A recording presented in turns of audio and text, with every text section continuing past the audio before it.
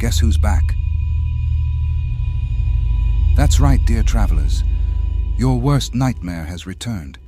It has been about 3 months since I've uploaded a story here on YouTube. And I have to say, it feels damn good to be back. Now, we're going to take things slow for a little while. I want to get our feet wet again, settle back into a rhythm, and see how everything goes before we start getting too crazy with uploads. But there is one thing I want to make very clear moving forward. Patreon will still come first. Every new story will release on Patreon first, and then, approximately 1 week later, that story will make its way here to YouTube. Patreon members have supported Dr. Whisper through everything, so they will always get early access to the newest stories. And because we've been away from YouTube for a while, we have built up a pretty damn big backlog of Patreon-only stories. So, over the coming weeks, we're going to start digging through that vault and releasing those stories here as well. That way everyone will eventually get a chance to enjoy them. Some of you may have already heard a few of these stories over on Patreon, but for a lot of you, these are going to be completely new. Either way, I'm just glad to be sitting here talking to you again. It has been way too damn long. So dim the lights, pour yourself something strong, get comfortable by the fire, because Dr. Whisper is back, and I think it's about time we got back to telling some stories. Now, shall we?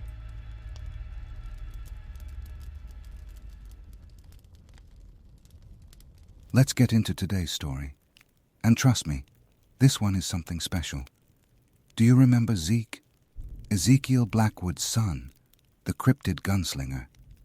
Yeah, he's back. And listen closely, all the way to the end. Because there's a surprise guest you are absolutely not going to want to miss. All right, let's begin. One thing no one ever talked about when you went hunting was the waiting.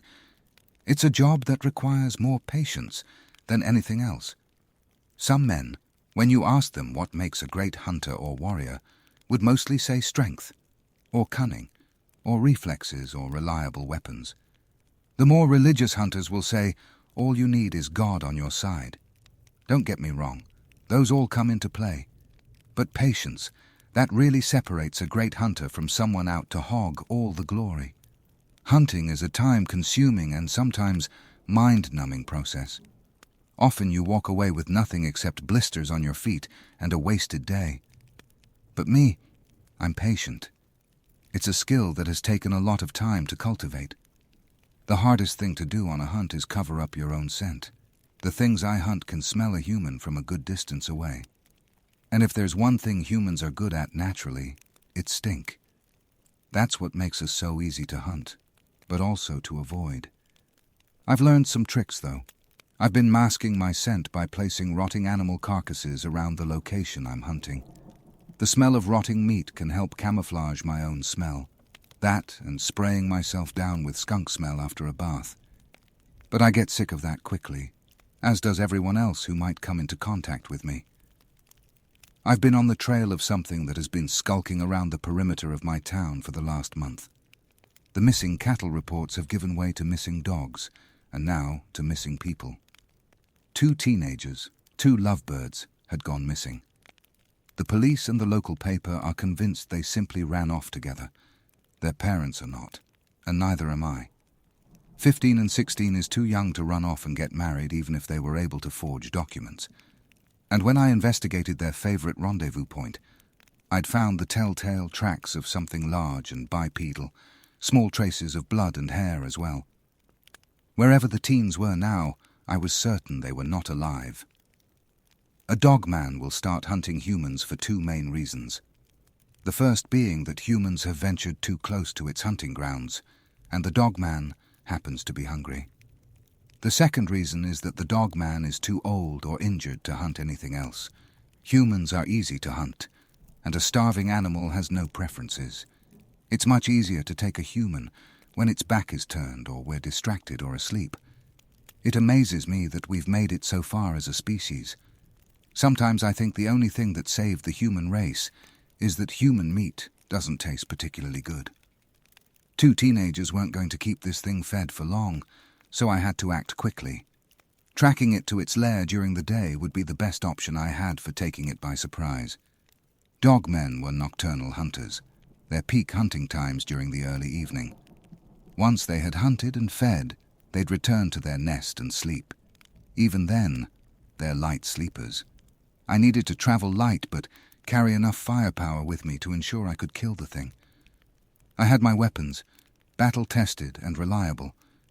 I also carried a stick of dynamite. Once I'd been able to toss a stick into a den while one of them was sleeping. If I was lucky, maybe I could do so again. Finding the actual nest took far longer than I had anticipated. Actually, I hadn't managed to find it at all. I've tracked many dogmen and other supernatural creatures, but this one was eluding me. Dogmen prefer the woods and will find a cave or hole to make their nest in. Because of that, I had spent far longer checking out the limestone caves near the town trying to find its den, but I found nothing.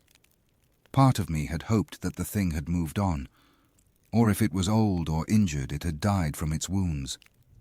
Then a new cattle mutilation had been found, and I knew it was still around. As the days wore on, I discovered I wasn't the only hunter tracking this thing. A hunter from further north had come this way hunting the thing. He was a full-blood Mohawk hunter. He went by the name Samuel Day. He did not give me his Mohawk name, and I did not ask for it. It felt too personal. I had liked Samuel the second I saw him. He looked solid. He had a seasoned air about him that I liked immediately, even if I didn't know him yet. He had come to me first, asking me if I had been able to track it to its lair. I told him what I had found so far, and he had nodded. This is not a normal beast. It moves differently, hunts differently. In some ways it is like a man. It is too clever for its own good. It has outsmarted traps that would have killed others of its kind. It also moves from its own territory. It will hunt for a time and move on, making it that much harder to track.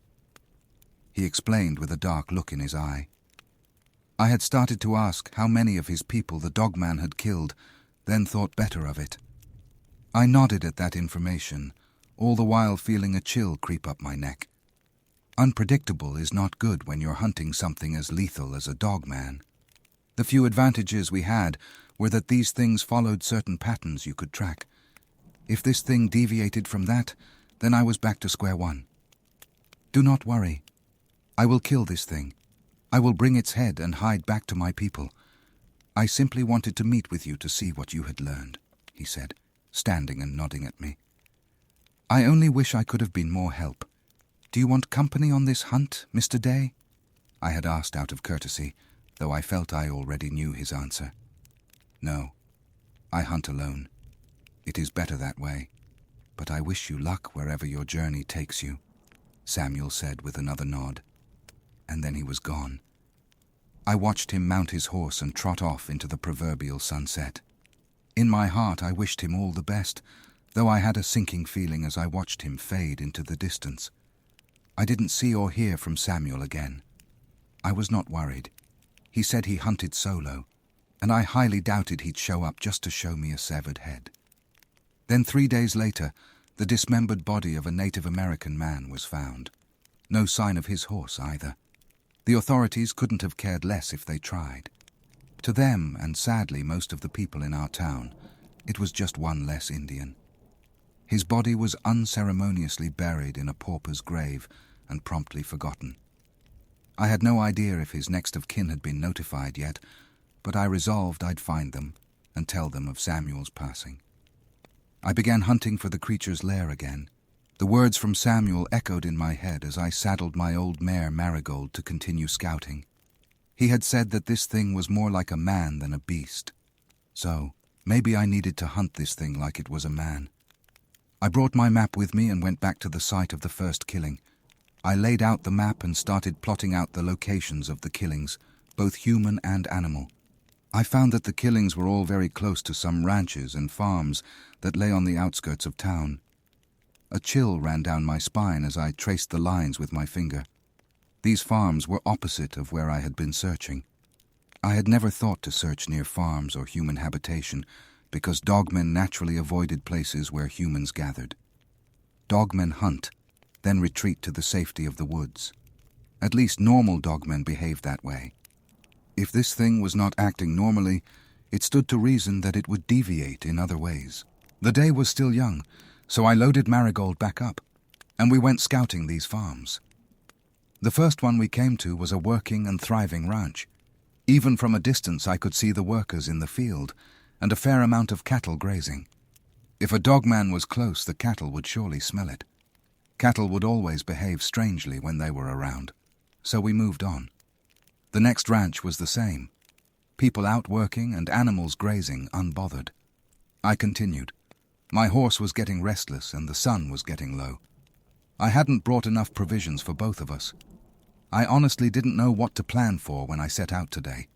I had my weapons and a stick of dynamite in my satchel, but not much else. Some spare ammunition, of course, but not as much as I would normally like. I was also not prepared to cover my scent. Not that it mattered at this point. A full day on horseback in the sun and a corpse with a missing nose could smell me coming. We were coming up on the final farm, a small homestead that I knew was owned by an elderly man, when Marigold stopped dead in her tracks and huffed. She stomped her feet and her ears laid back. That was all I needed to be alerted. Marigold had been with me for many hunts. She knew the smell of a dogman, and even the most well-trained horse won't come near if one is around. It was a testament to her training and nature that she didn't immediately bolt. I hopped off the horse and shouldered my Winchester rifle. I double-checked that my pistol was still in its holster. Marigold eyed me, wide-eyed and afraid. I moved away from her and began searching the area. She was a good horse, but if she bolted, she bolted. Running after a fleeing horse would absolutely get me spotted. I'd make my way back on foot if needed. I also knew better than to tie her lead to a tree or hobble her. Many hunters had lost a horse to a hungry dogman because the poor thing couldn't run away. Even if I was killed, at least Marigold would be able to flee. She'd have a hell of a story to tell the other horses when she made it back if that happened. Standing still, I listened. The bird song, which had been light and consistent even a few minutes ago, was gone. There was no rustling or movement nearby. It was an unnatural quiet. The type of quiet animals make when they're trying very hard not to be spotted by a predator.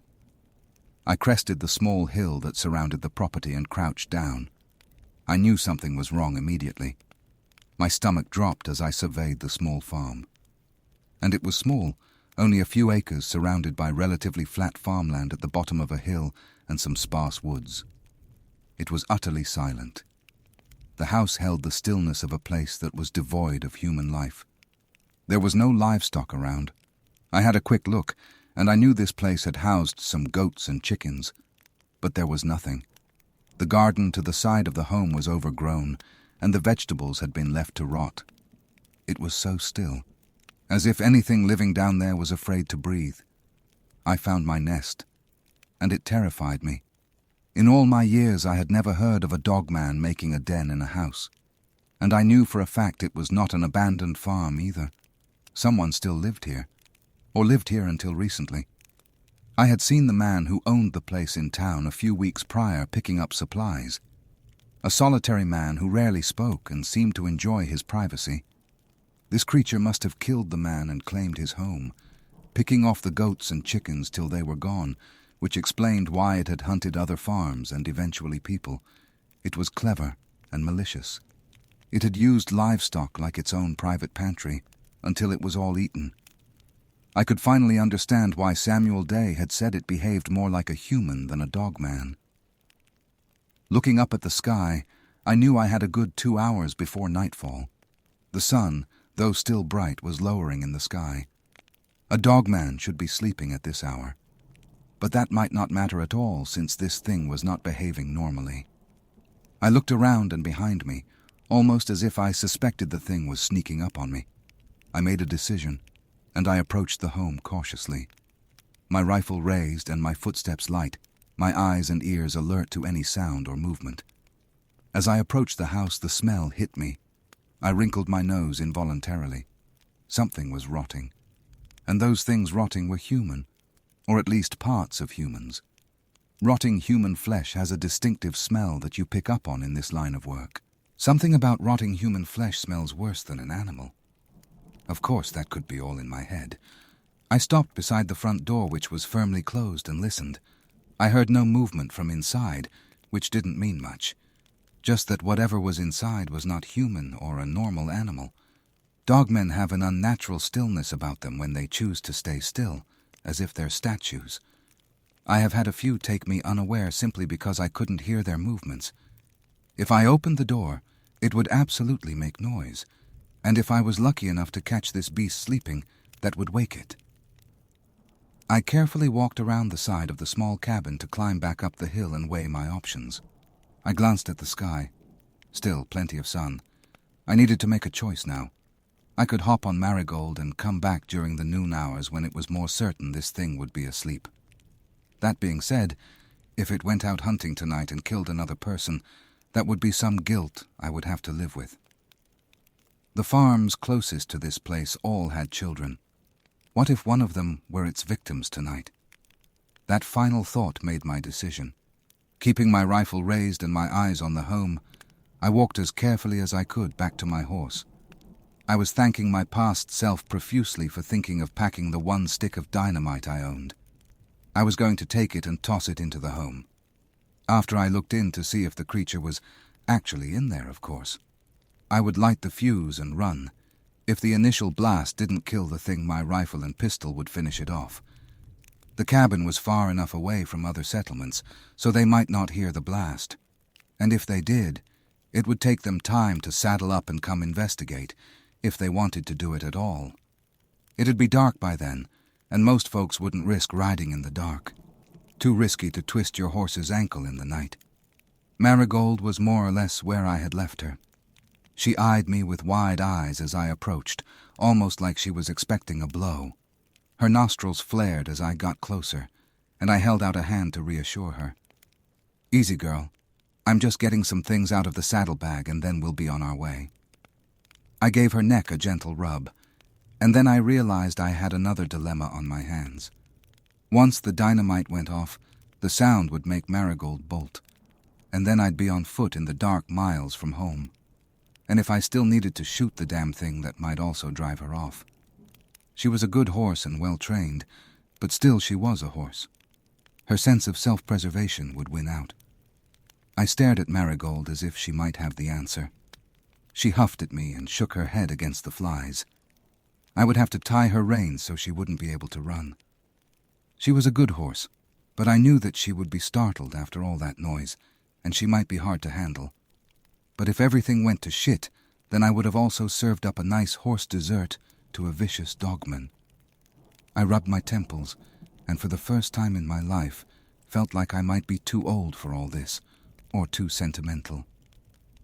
I took the reins and led Marigold further away from the cabin. It was a quick 15-minute walk, over and around a slight hill and a small grove of trees. The blast would still be heard, but I hoped the distance and small hill would muffle it somewhat. Maybe.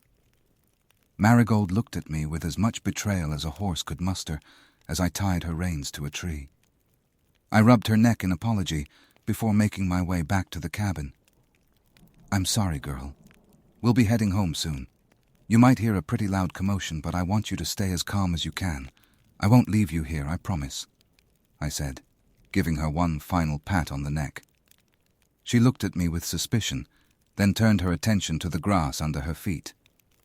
At least she had some food to keep her occupied. I had wasted a precious 45 minutes making up my mind and getting my horse to safety, and then getting back to the cabin. The sun, though still up, was casting long shadows on the ground as it inched closer to sunset.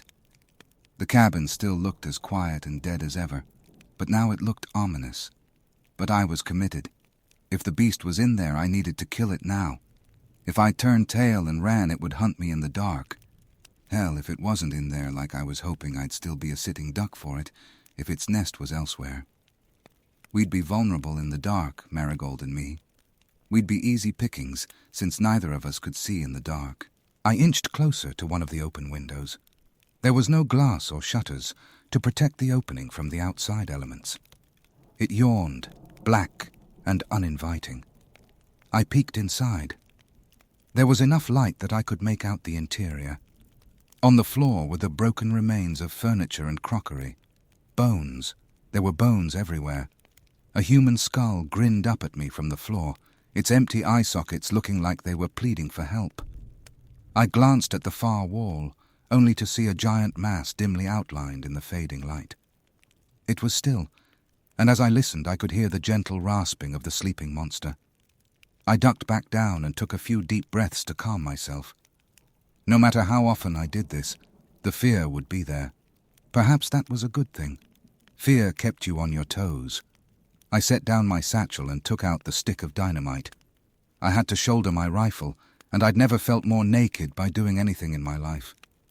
With my matches in one hand and the dynamite in the other, I lit a match as quietly as I could.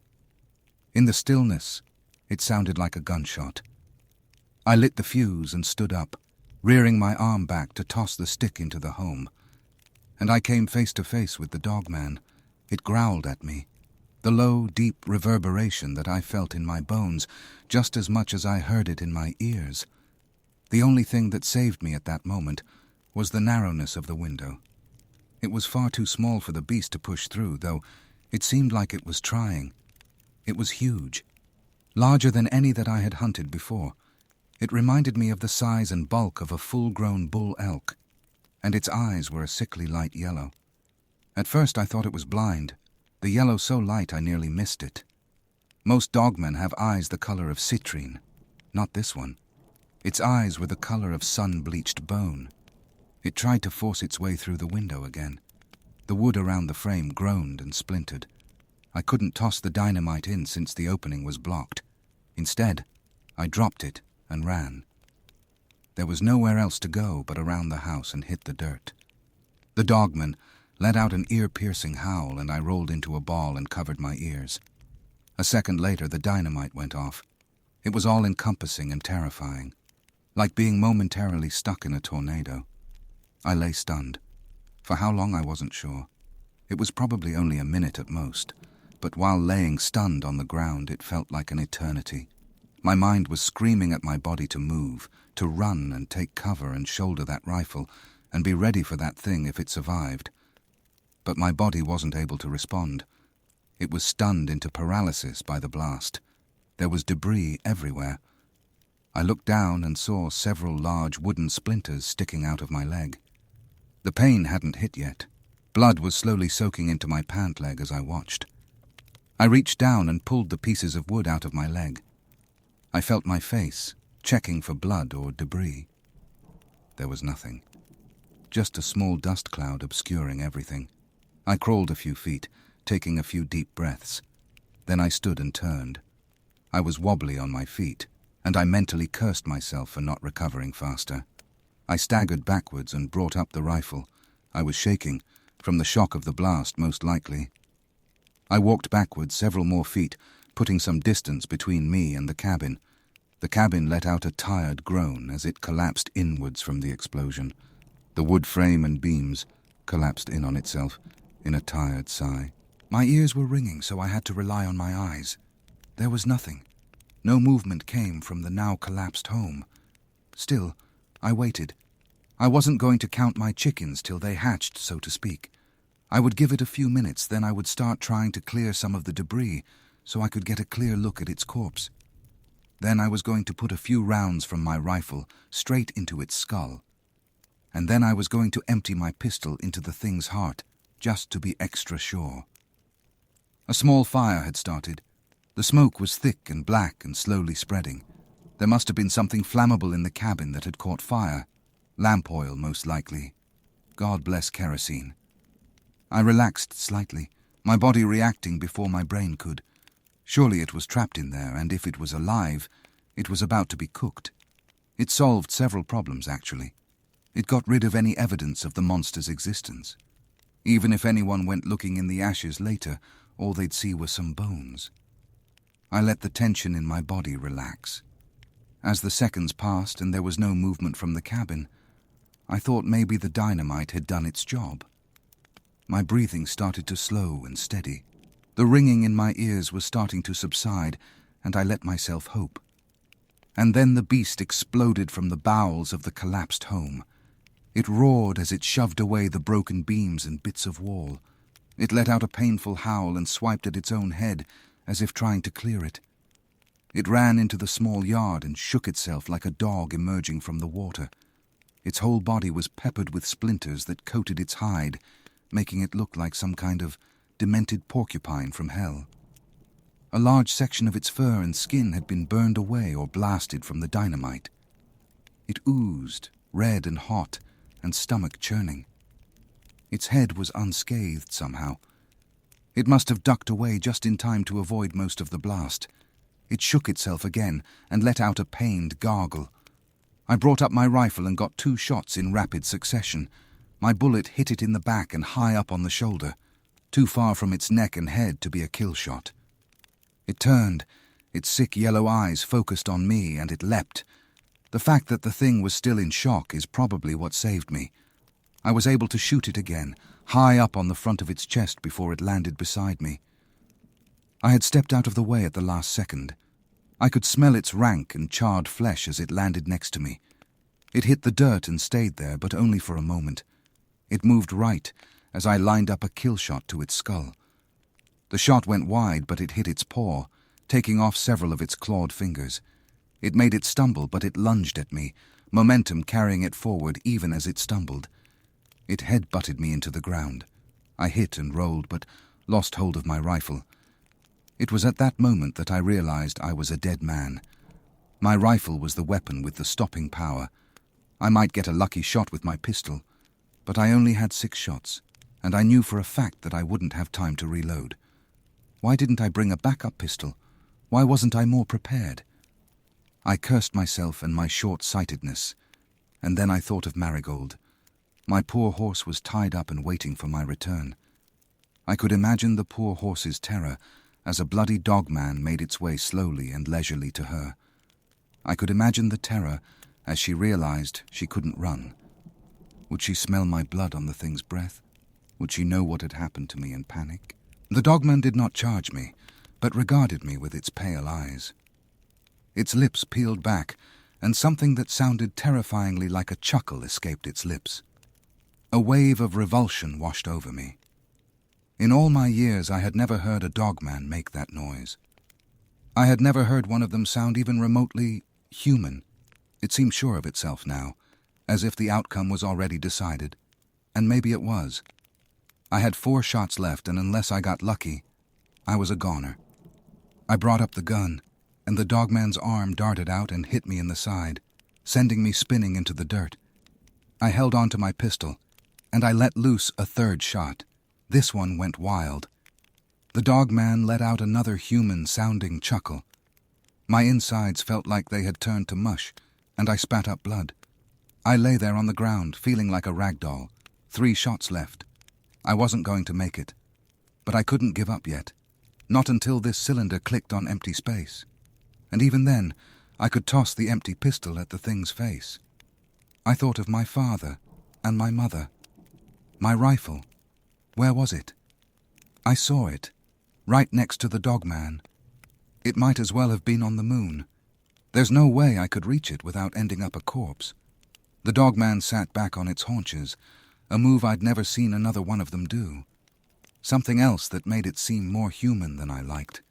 It regarded me with its pale yellow eyes, and saliva dripped from its fangs. It seemed to have forgotten about its own injuries, and instead was toying with me. It leaned forward and swiped me with its claws, raking them over my shins. Not a killing blow, but one meant to hurt. And it did hurt like hell. I screamed I couldn't help it, and I shot it again, not taking the time to line up my shot as pain and panic overrode everything else. It hit its torso on the side, and it let out a grunt, and the beast brought its fist down on my left leg in retaliation. I felt it shatter. I shot again. If I'd had more luck, I could have hit its eye. Instead, it took off one of its furry ears. It yowled and clutched at its head. I was down to one last bullet. I pushed myself to a sitting position and took aim. 1 bullet left. Even if I got lucky and got one into its eye and brain, I might still be dead. The injuries felt too bad. Riding on Marigold might kill me, but I would have to try. And then the day split open. We both froze, Dogman and man frozen as something happened that neither of us had witnessed before. Several yards from where I lay, a large split in the world had appeared. It was the only way I know how to describe it. A large circular opening yawned wide. A cool breeze was blowing from the opening, and beyond it I saw the black. But that wasn't right. It took a few moments for my eyes to adjust, but I realized I was looking at a nighttime landscape. Large trees swayed in the breeze I felt. I could see the faint shine of stars. I could hear nocturnal insects and animals. If it hadn't been for the reaction of the dogman, I would have assumed I was dying, and this was the great beyond coming to claim my soul. But this was really happening, whatever it was. The dogman reared to its full height and howled a challenge, its injuries seemingly forgotten or at least ignored. It stood there for several seconds, but between the tension of the moment and the pain, my body was fighting it felt like an eternity. And a man stepped out of the opening. He looked like part of the night itself. Then I saw it was just his clothing, which looked oddly shaped and bulky. An armor of some kind? It looked sleek in the fading light of the day, as if it were a beetle's carapace. In his arms was a rifle the likes of which I'd never seen before. It was longer and larger than anything I owned. It looked heavy, though he carried it with ease. From the end, a small red light was visible, one that appeared on the dogman's chest over its heart, and the man fired. The rifle was oddly silent, letting out a soft humph as the bullet left the chamber. And he did not rack another bullet like my bolt action. He kept squeezing the trigger, and bullets kept coming out. The dogman was dead. I knew it was. The light was gone out of its eyes, and they stared sightlessly at me. I didn't care. I had one bullet left, and I didn't want to waste it. I took aim, and the bullet hit the eye, traveling inward and reducing its brain to what I hoped resembled porridge. Then I collapsed backwards. Everything was quiet now, and all I heard was the sound of my own labored breathing and the footsteps of the man approaching me. I looked up at him. He was a bearded man, and younger-looking though he had the grizzled look of a seasoned hunter. His eyes were filled with concern as he looked down at me. "My horse is tied up in a grove not far from here. Her name is Marigold. She's a good horse. Please take care of her," I managed to rasp. My voice sounded hoarse and strangled to my own ears. Even taking the time to speak that little was draining me. My vision was starting to cloud. "Zeke," the man spoke my name. Hearing my own name snapped me back to reality, and I looked at the man again. I didn't know him, so how did he know me? "How do you know my name?" I sputtered the question. "My name is Morgan. I'm here to help you, and in return, you're going to help me. I have medicine. You're going to be okay," the man, Morgan, said, kneeling down next to me. He shrugged off a backpack I hadn't noticed him wearing till now. He pulled out a shiny silver case and snapped it open. "I have a hell of a story to tell you," Morgan said with a tiny smile.